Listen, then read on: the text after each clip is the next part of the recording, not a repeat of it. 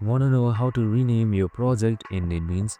Renaming your project is pretty simple. So I'm just going to show you how you can easily do it in just a few steps.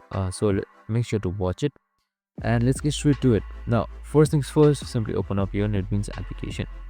And now once you're on that, here you should be seeing projects on the left side right here. If you don't see it, just simply hit towards window right here and then select projects right here on top, or just select Ctrl+1.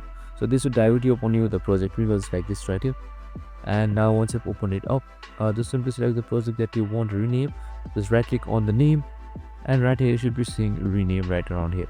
So just simply select it, and once that is done, your another window should open up where you can change your display name, artifact ID, or rename folder as well. So once you're done with it, just simply select OK and you're good to go. And that's it. I hope this video helped.